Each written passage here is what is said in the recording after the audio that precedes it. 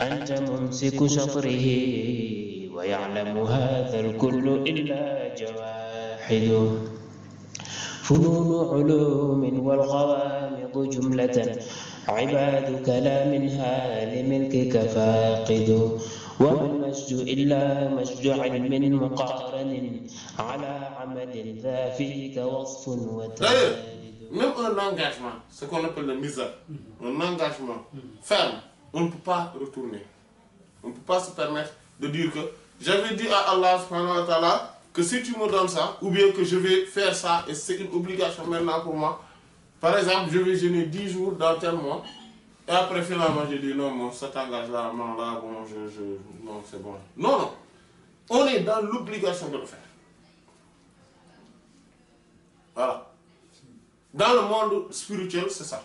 C'est-à-dire quand on est dans un cheminement vers Allah subhanahu wa ta'ala, quand on a un engagement vers Allah subhanahu wa ta'ala, on peut se permettre d'aller en avant, d'augmenter ce qu'on avait pris comme engagement. Mais on ne peut plus se permettre de rétrograder.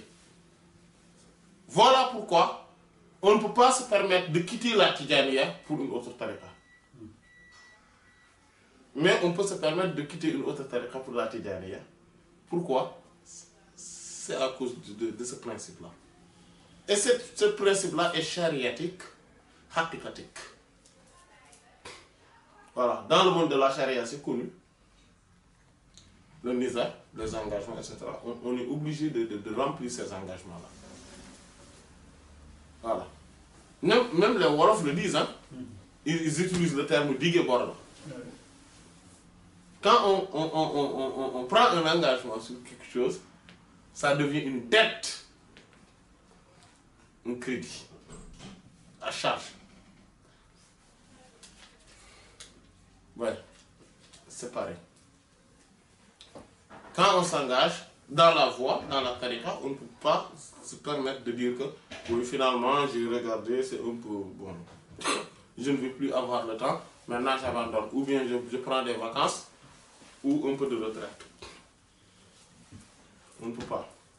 Si aujourd'hui on se dit que je m'engage devant Allah, qu'à partir de maintenant, toutes les nuits, je vais faire 11 rakats, cela devient une obligation sur toi.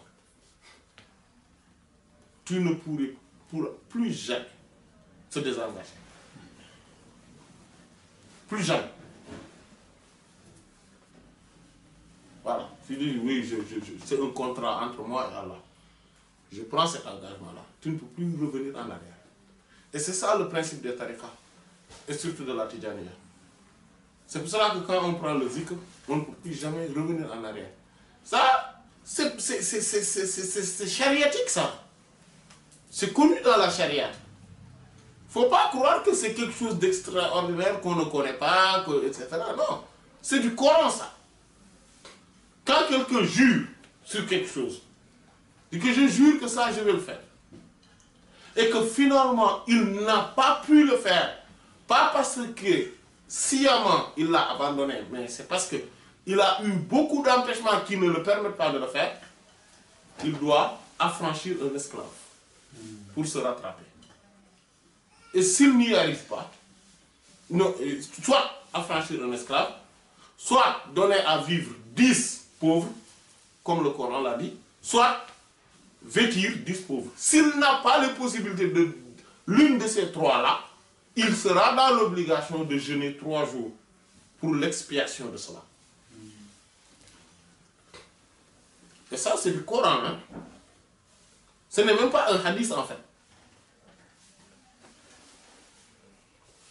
C'est ça. Et donc, quand Allah nous parle de cela, il continue à nous dire donc, sauvegardez très bien vos juges. Voilà, si vous jurez de quelque chose. C'est le vers, cette sourate là, sourate al-Maïda.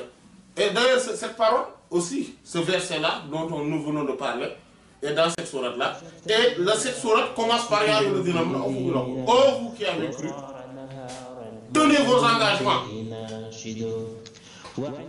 Voilà, vos contrats, respectez vos pactes, vos contrats.